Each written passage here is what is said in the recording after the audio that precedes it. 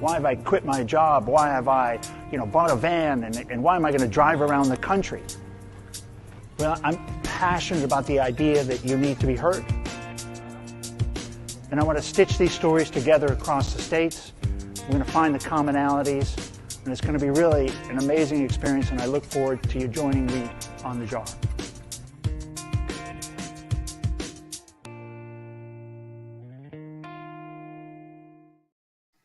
Good morning, everybody. Welcome back to Mental Health Today. And today we've got Steve Wilson as a guest. Steve has got an incredible story, certainly one of horrific nature at parts, and then a beautiful struggle. And he's got a great way to tell about who he is and where he is today and his journey through the mental health system. So it's rare we have patients on, but Steve's written a book and he's very articulate about his journey. And I think there's a lot of value in professionals in the industry hearing from somebody, a retail customer, and someone who's able to look back on it and write this from a first person, but truly writing is a third person project, and being able to look back on it and reflect on it and share his journey. And I think we're going to try to learn a little bit about what that looks like, the good parts about what mental health, how we take care of people in need, and the good parts and the bad parts. And hopefully Steve will have also some insight into things we can do better, et cetera. And we'll have that conversation. I'd like to thank everybody for supporting not just Mental Health Today, but the JAR podcast, which enables this. The JAR Foundation sponsors this podcast, as well as the JAR Traveling Podcast live show. And big shout out to the foundation for helping support this. Steve, welcome to Mental Health Today. Thanks very much for being a guest and being willing to open up and share your journey. Thanks a lot. I appreciate you having me. My life. Well, let's start off this way. Tell your audience. Yeah. Tell us a little bit about a little bit about who you. I think a little bit about who you are and what happened, and then we can kind of talk about the journey through when you realized you needed help. Okay, cool. Well, I'm 74 years old. I'm retired. I'm married to my wife for 50 years. I have 3 daughters, two granddaughters. I come from Delaware, Ohio, where I was for my working life was in the custom clothing business, where I made suits for gentlemen and ladies all over. Okay. I traveled a lot like you do. Then I got a job as a U.S. sales rep for a Hong Kong custom clothing company. And then I would travel the entire U.S. and to Asia. So it was made possible to do these things in the 2000s because I had been able to resurrect myself from my journey with bipolar disorder. Wow.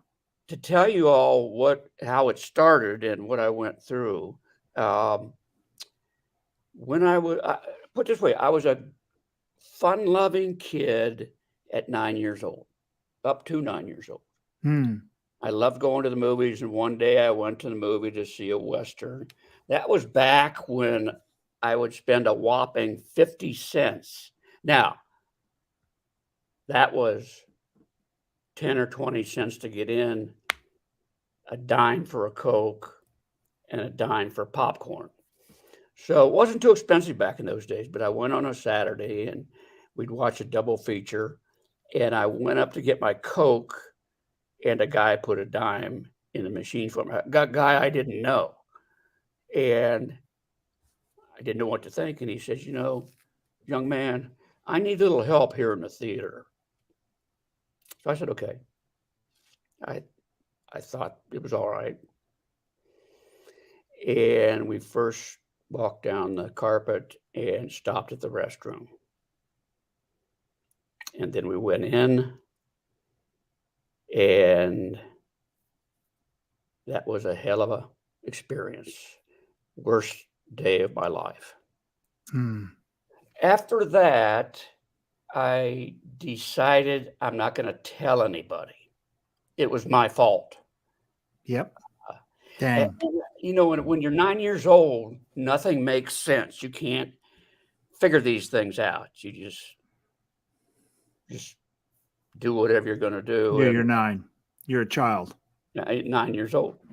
So I told nobody. My parents didn't know, nobody. And for a little while, and I mean, I really blocked it out. I never even thought about it. Dang. For a little while, it didn't affect me. And then later that year, I went into a deep depression, but I had no idea what it was. I didn't want to live anymore. I had no desire to do schoolwork. I didn't want to see my friends, couldn't sleep, couldn't eat. I was a really good student and my grades dropped to nothing. And my parents had no idea. And then I went through that for about 2 months and then it lifted. And I went on. And I never had another episode like that until 7th grade football. And I went into the locker room the first day after practice to take a shower, saw all these nude kids in the shower romping around, and I was freaked. All I could do was sit there and put a towel over myself. I had no idea why. Yeah, no idea. No idea. I never even thought that what happened that when I was 9 could have created that problem. So I had to get the hell out of football because I was not going to put up with that. But there was no out for me, and I just had gone out to throw the football around in my backyard, and a ball careened off my middle finger and hurt like hell. And it was kind of like a stove was what we called it back in the old days. Yeah, a stinger. Yeah. And so I went to my bedroom and I said, Jesus, it was hurting like hell. I said, maybe this is my way out. So I took my finger and busted that thing right in half. I was in a lot of pain, but I was ecstatic because I didn't have to play football anymore. Dang. So just push that emotion again, successfully push the emotion away. Yeah. So football's over. And the depression lifted. Well, which it didn't happen because I hadn't had it yet. So I didn't have depression for a while. I had a great 7th and 8th grade. And I'll just make it simple now. In 9th grade, I got really bad depression, couldn't eat, couldn't sleep, grades went to hell. Didn't think anybody loved me. I couldn't find anything good with anybody. And that went on for the next 7 or 8 years on a roller coaster ride. Sometimes I'd feel pretty good, maybe for 2 or 3 months. And then sometimes I'd hit a depression and I'd feel even worse. So that went on. I went to college. Don't know how I got in college, but I went to college at Rollins College in Winter Park, Florida. Was depressed a lot of the time, but it was really not as bad as before because I was in Florida, beautiful women, sunshine. I was able to survive very well. But when I graduated, what was I going to do? I hadn't learned anything.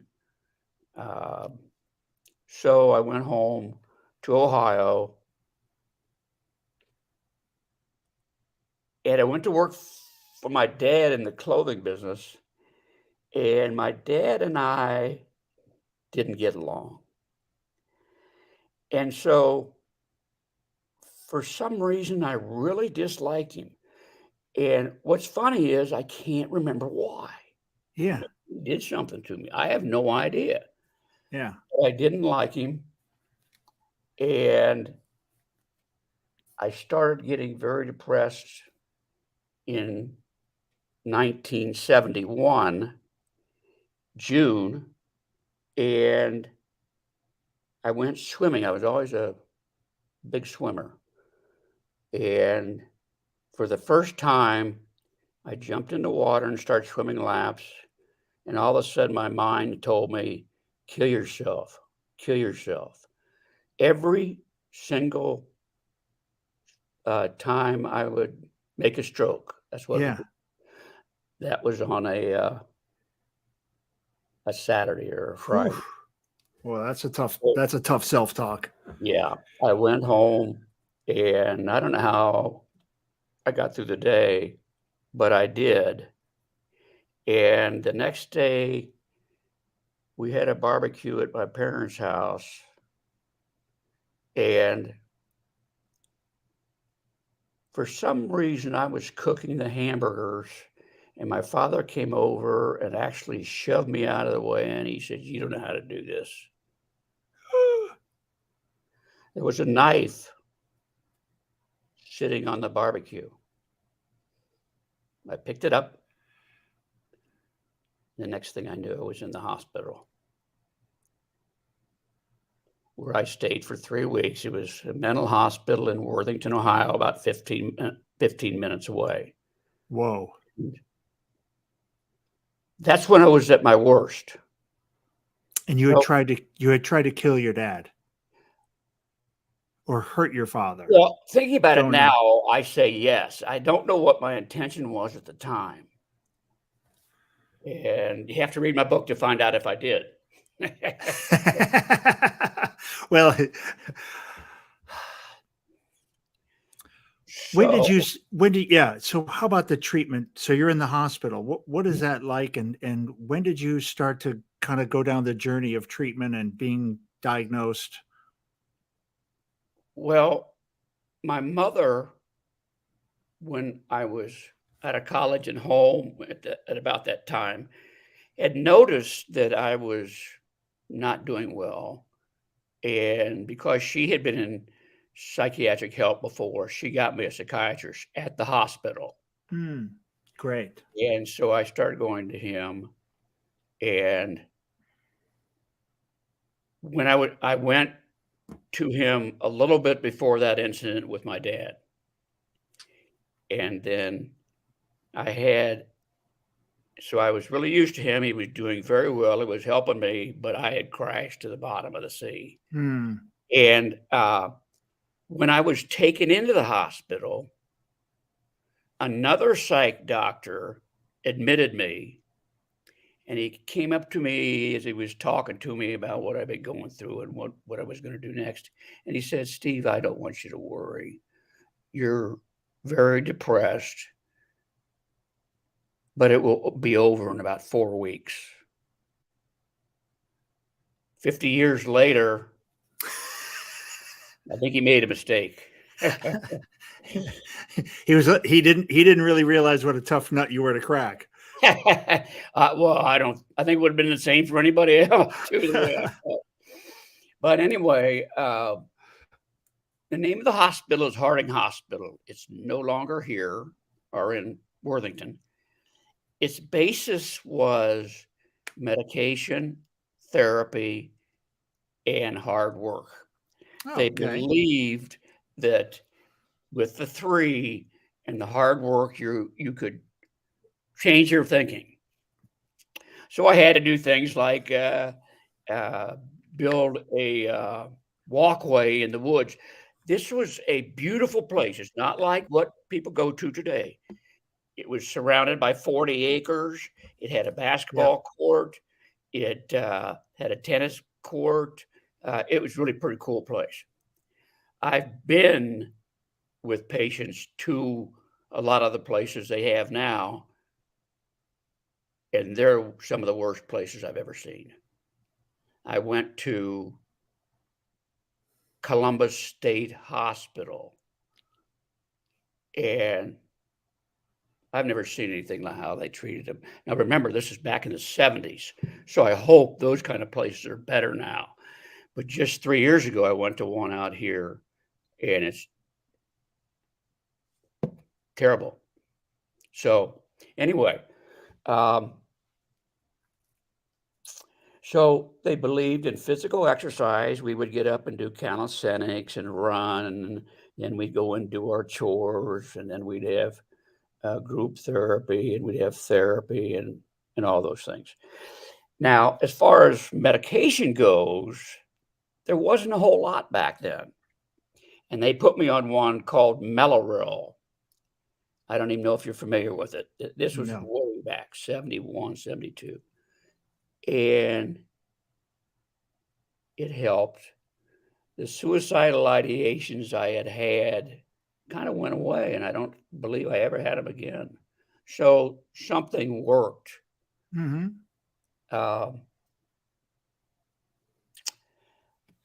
The guys will love this.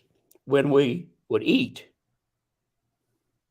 they would sprinkle saltpeter on the food so you didn't get aroused, because they had two wings, men, women. So that was kind of interesting. Yeah, yeah. So they took no chances. And they let me out after 3 weeks, and they had defined me as clinically depressed. And I started taking other medications. None of them worked. None of them even came close to working. That was in 1971. And I suffered terribly for the next 8 years. Now, you have to realize that, as I've already said, you come and go. So that doesn't mean for 8 years I was a miserable, dirty, terrible way. I would have a lot of good times. It would just depend on how long they lasted. But anyway, after every medication failing, and back then there might have been 5, I went to my psychiatrist appointment, and he said, "Steve, I think I made a mistake. Your condition is not clinically depression. It's bipolar." Who the hell am I? I never heard of bipolar. Yeah, you're just it's not even 1980 yet. You're like, what? What is that? About? But he said, "I apologize for making a mistake, but I'm going to start you on lithium." And wouldn't you know it, the first couple of days I was on that lithium, I felt about 50% better. It was like a miracle. Now, I wasn't 100%, so I still had a lot of symptoms, a lot of downtime, so on and so forth. But the lithium started me on my journey back.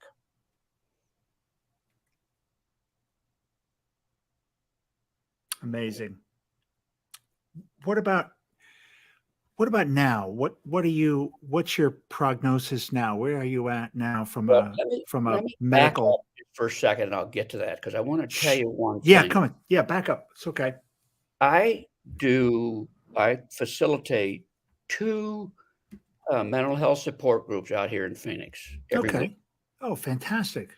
And one of the things we talk about is, how do you find a good therapist and psychiatrist? Yes. A lot of people say in these groups are really struggling, and they go, "I can't find one who understands me."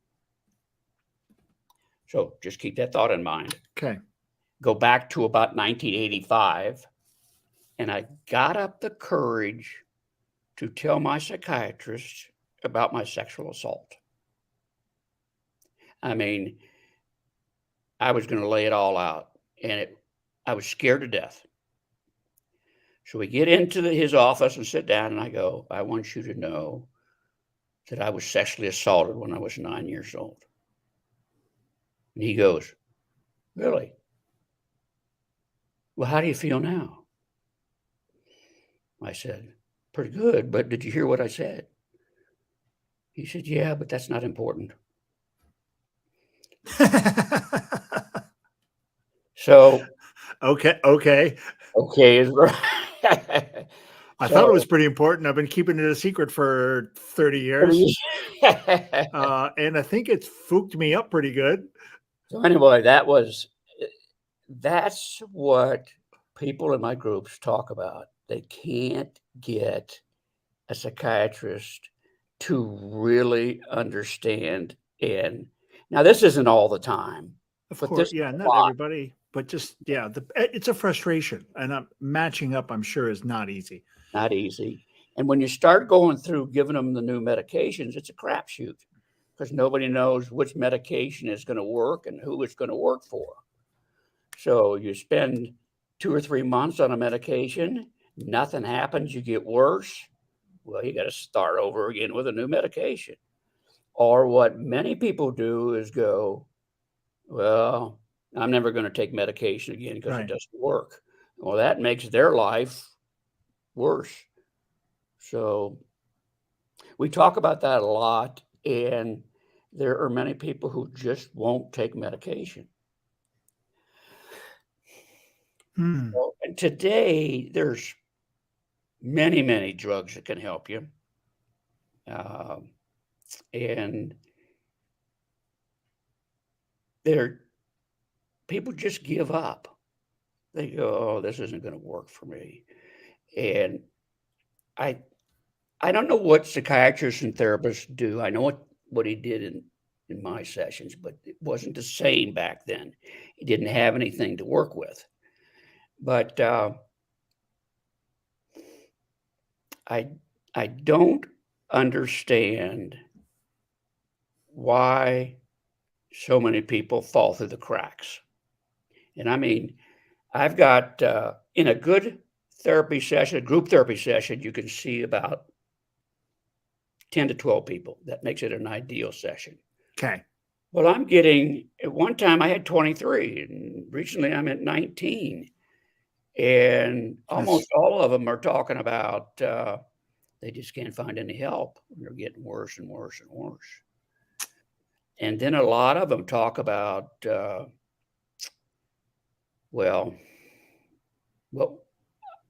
don't know that it's a good thing to do, but I often talk about trauma situations. And you can't believe the number of people who were sexually assaulted, beaten by their parents, bullied by kids and everything. Is really a pandemic out there when you see all these people who have their lives literally ripped apart because some son of a bitch said, I want to have a little action with that guy. So it's really sad. It struck me as I've traveled and listened to stories.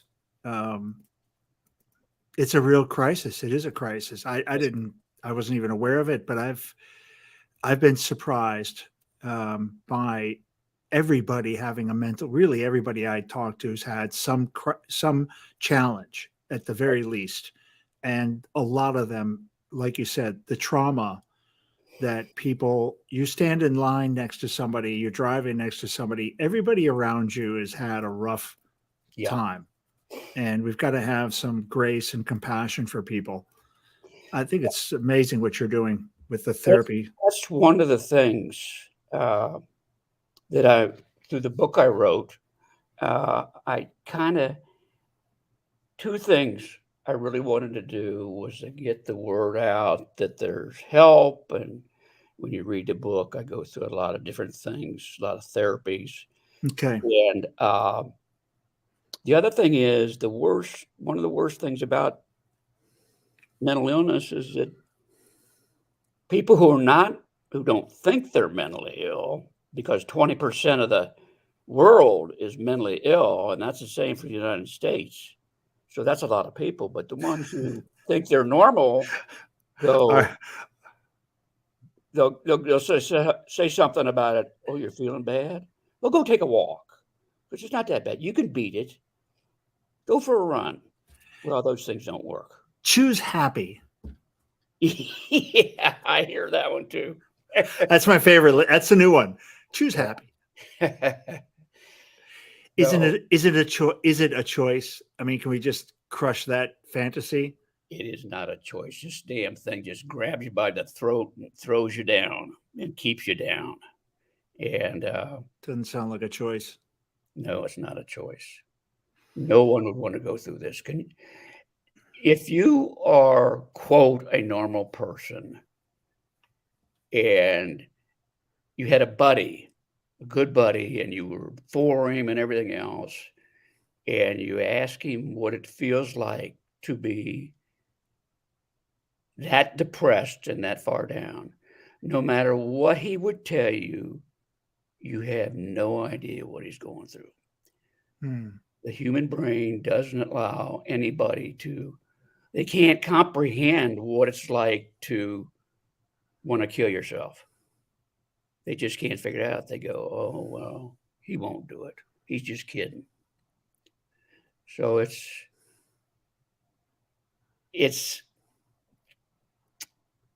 a lucky thing that we're getting a little better about it in this country. They're waking up a little bit. They're realizing that teenagers and kids, there's the same 20% that are really struggling. I'll tell you a little story. In my store in Ohio, we were the business, of course, at Christmas time. And I would hire 2 or 3 young girls to wrap packages and run errands and stuff like that. One of the girls I hired was just cute as a button, energetic, smiled all the time. And she was the best one I ever had, I thought. She was about 16.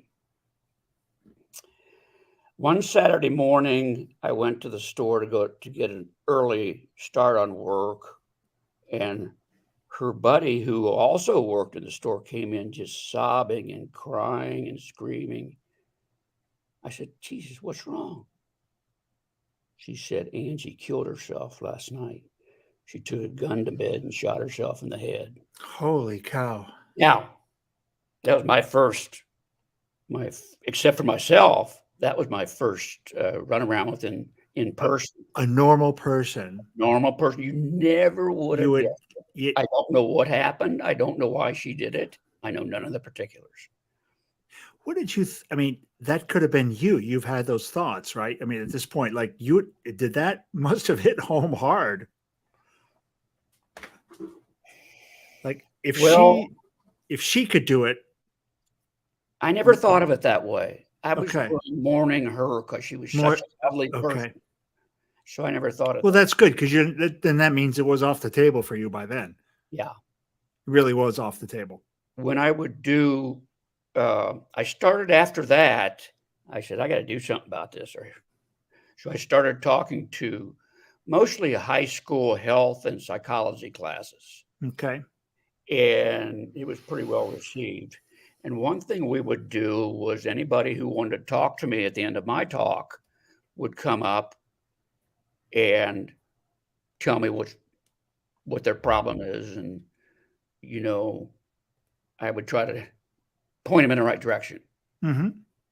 First little girl, well, I can't say the first, but one of the little girls who came up was a senior in high school, very attractive. And she was one of the top 10 students in the 12th grade. Okay. Everything to live for.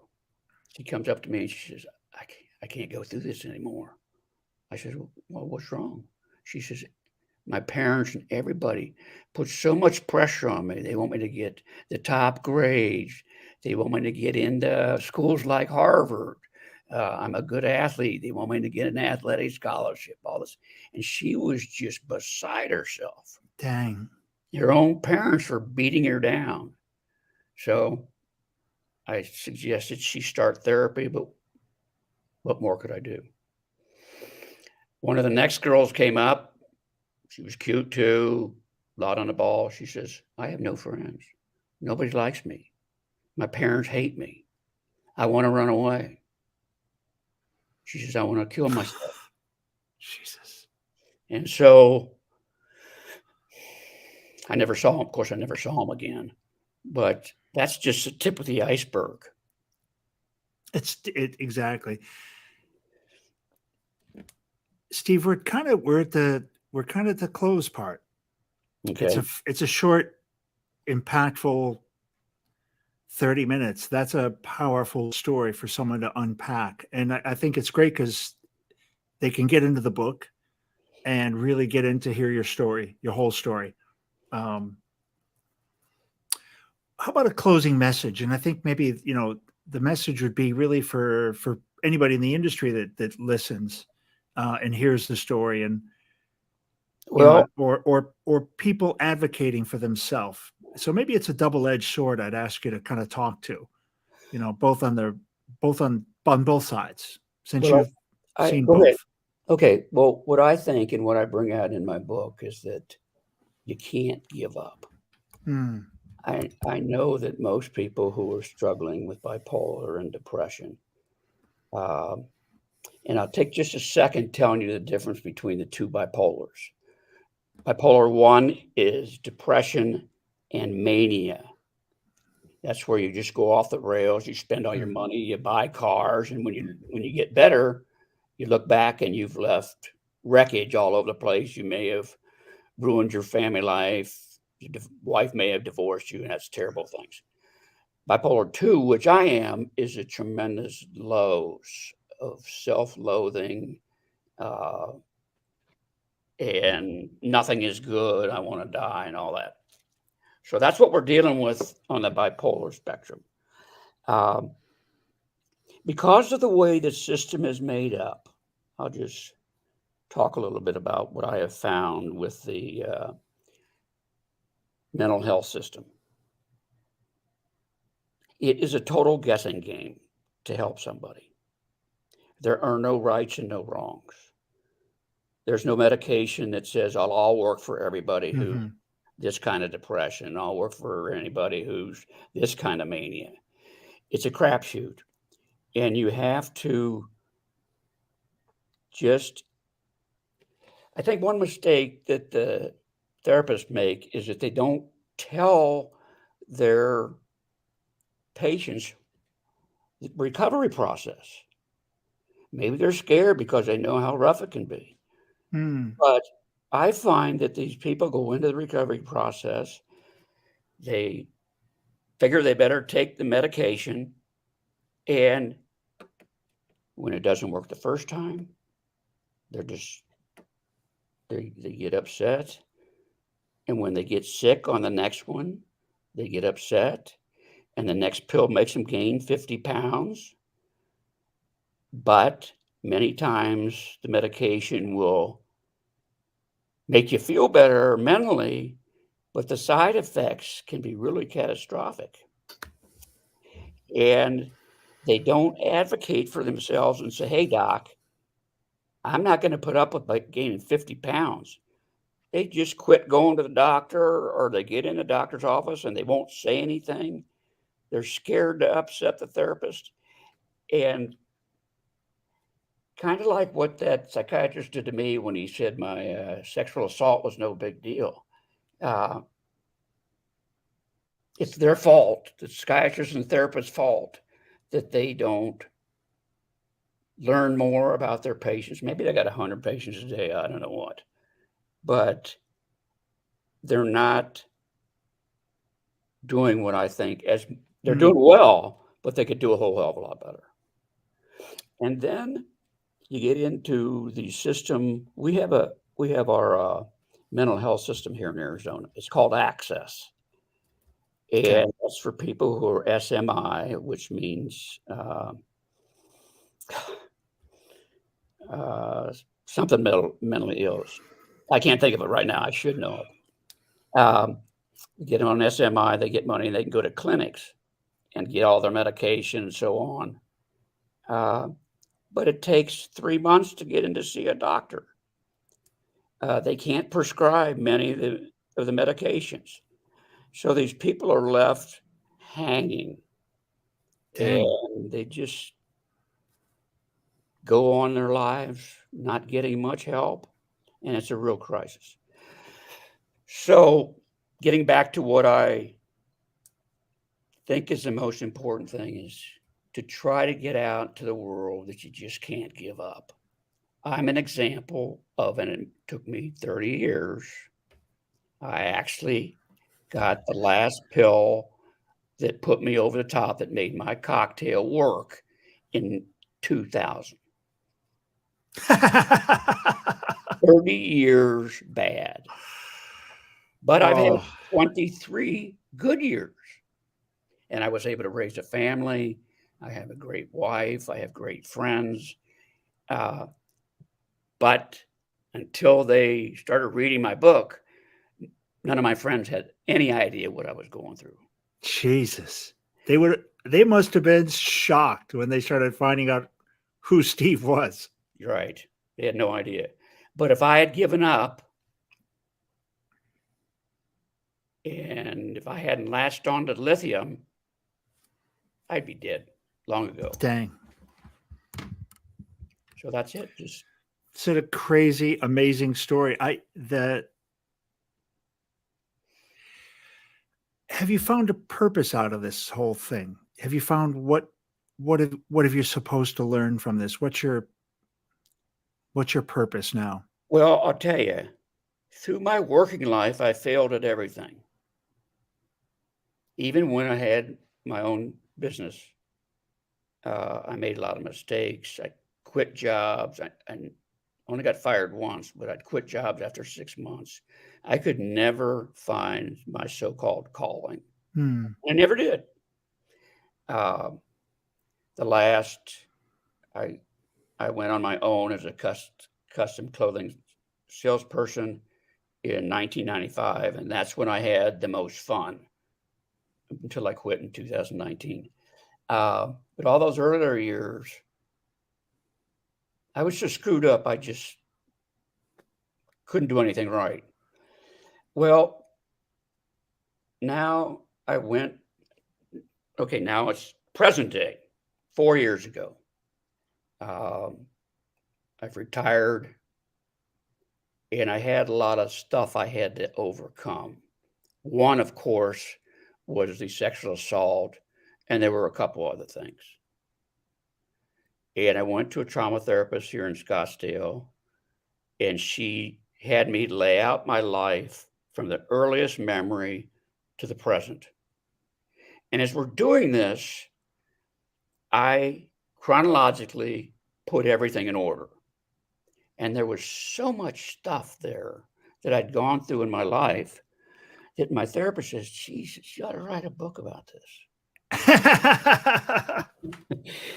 Now, what a great lady. I had thought of that many times in the past, but never really thought about it. Yeah, it's a crazy idea. So I got back 4 years ago, and just for the hell of it, I thought I'd outline the book.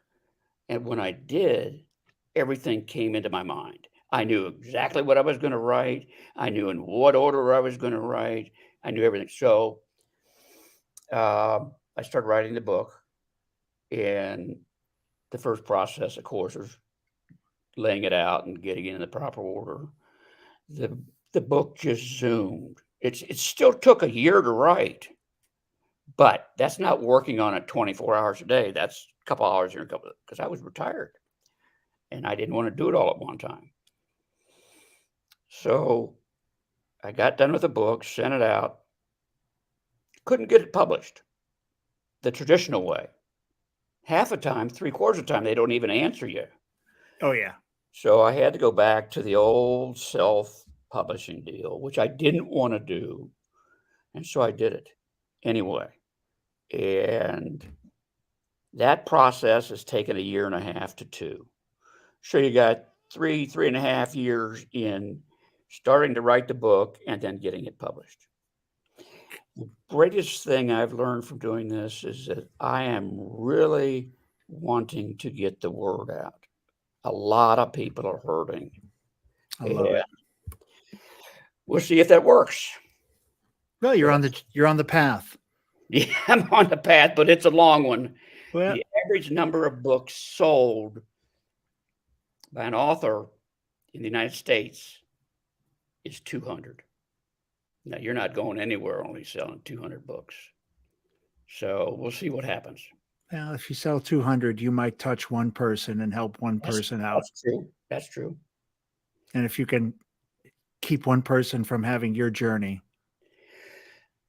it's pretty powerful. Yeah, for sure.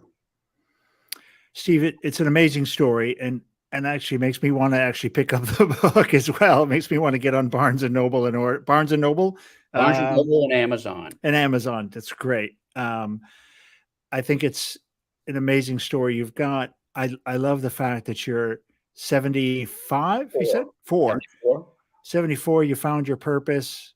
It only took 70 years. But you're on fire. Some people don't find their purpose anytime.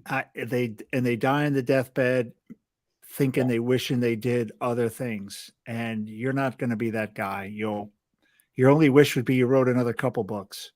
Let's see how many more you get out. Fantastic story. And I'm sure, just keep telling the story, and let's keep touching people. I want to thank you for being part of this show. Thank you. I enjoyed it. Yeah, being part of the beehive. I'm calling it, I don't know why, but I'm calling it a beehive for some reason. We just got a lot of people buzzing around talking about it, and hopefully we can send some messages. Thanks. Sorry, go ahead. When will this be live?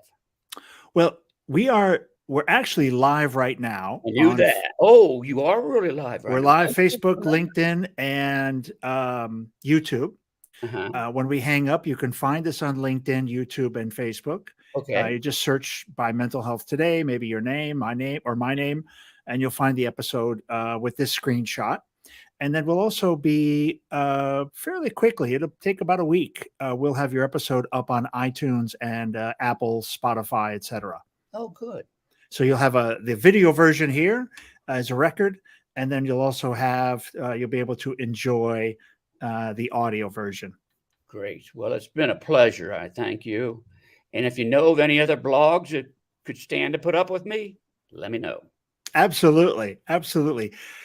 Steve, stick around for after this. I'm going to show a little commercial, and then I'll see you on the other side. Okay.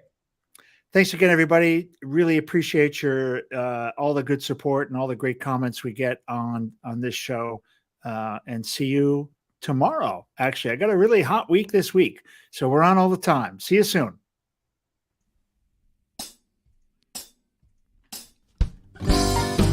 Yeah, loose, baby. But we're about to go and make this vessel with these great professionals in public glass. We're not part of the community, but we're from the outer family of glass blowing. Yeah, we're gonna go make a magical giant jar with optic lenses so that if you turn it, it changes all the time. So if you change the way you look at things, the things you look at change.